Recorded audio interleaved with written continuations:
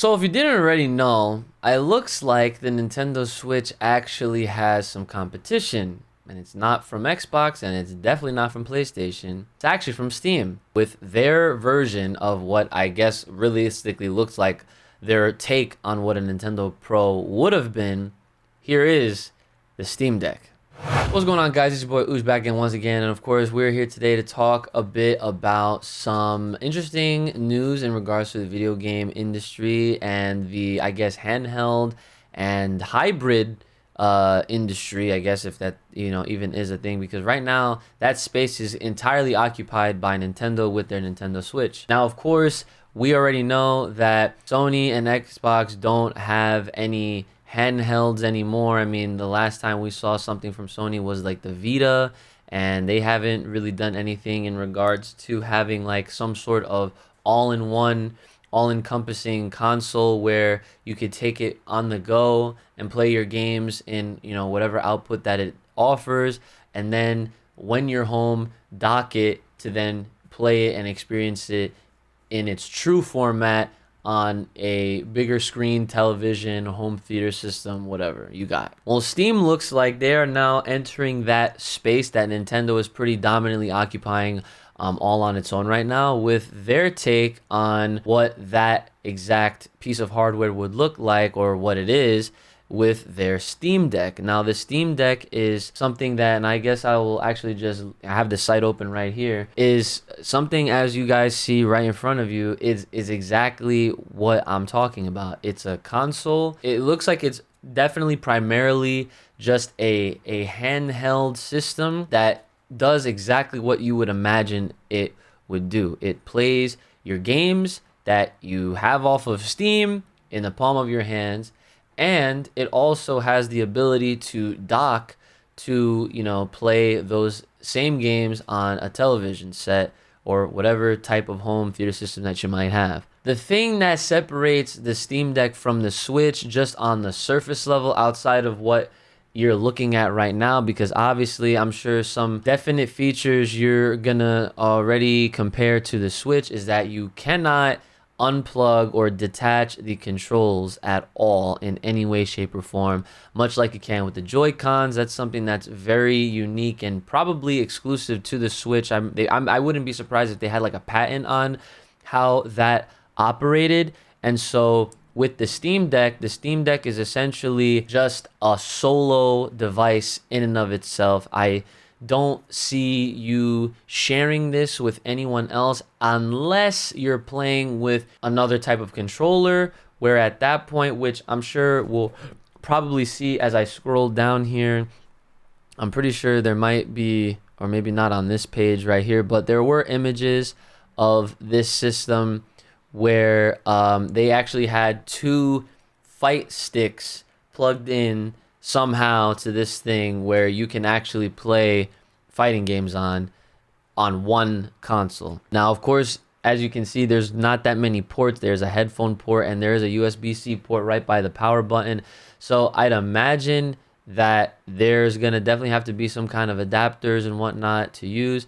Aside from just playing Steam games, you are able to apparently load up some emulators and do things like that, where you can, of course, install other third-party apps and treat it as such. Thinking and talking about all of that is really interesting, but one thing I do want to talk about, aside from just its existence, because this has been, at this point I feel like it's old news that the Steam Deck is a thing, is its price point. This thing is not cheap, okay? The 512 gigabyte version is $649, and this does not, I repeat, does not include the dock. And these versions won't expect to be available until the third quarter of 2022. I've been watching other videos and doing a little bit of research on the side, and I wanna confirm to you guys that apparently the 64 gigabyte version at $400 ain't even as good as, obviously, the bigger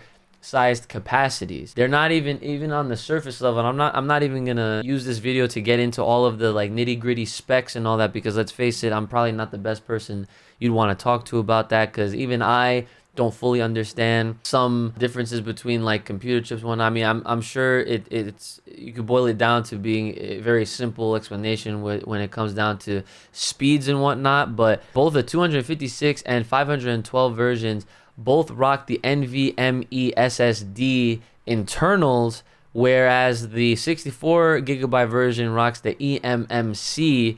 And I'm just gonna take a guess right now that you're not gonna want this. And plus, why would you even want to bother buying a console that for $400 when it comes with only 64 gigabytes of internal storage?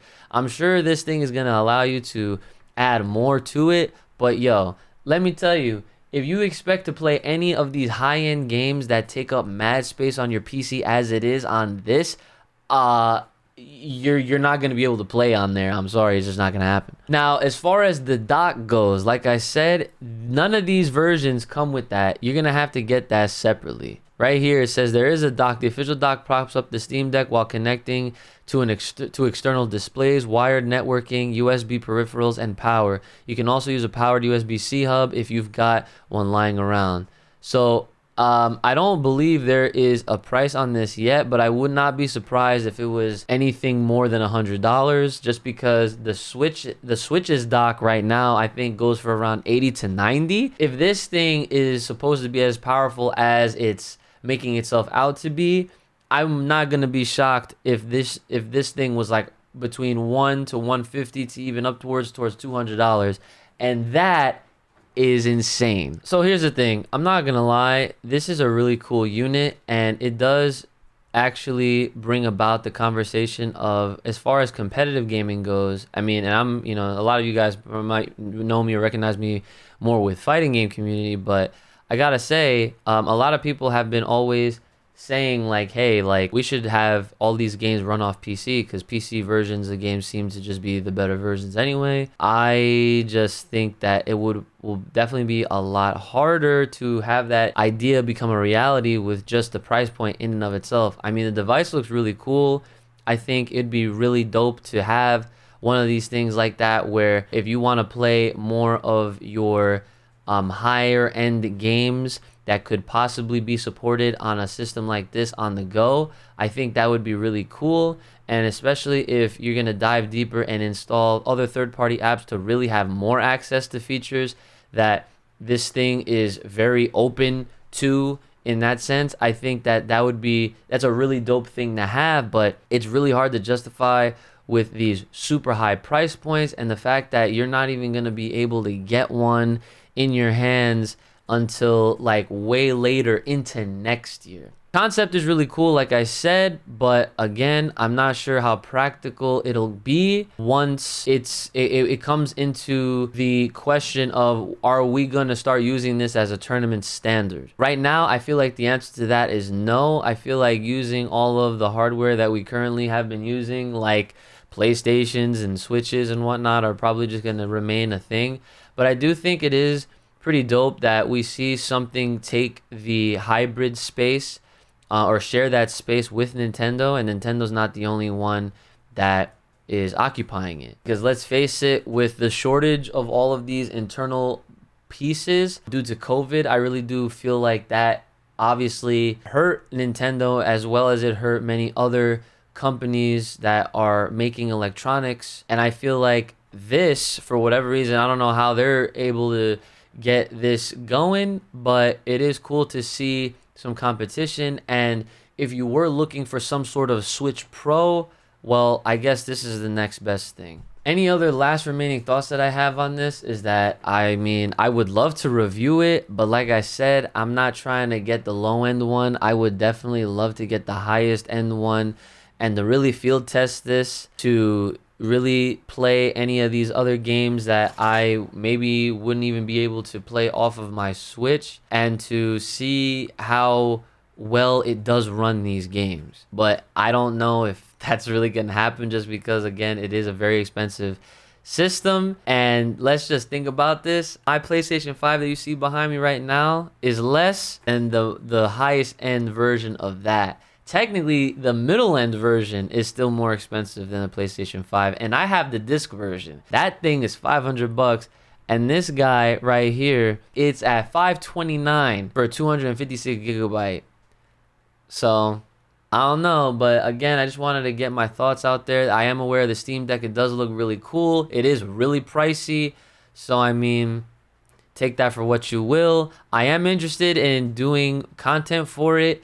As we know more, find out more in the future, I will most likely do some more update videos for you guys. But as far as getting my hands on one of these, it's going to have to take some sort of miracle, or even Steam to send your boy some test copies or whatever. Okay, like, share, subscribe, hit me up on Twitter, all that good stuff. Supporting links in the description. As always, make sure you guys are taking care of yourselves. May the power protect you. Keep it locked, loaded right here on this channel. Stay safe, stay clean, stay inside.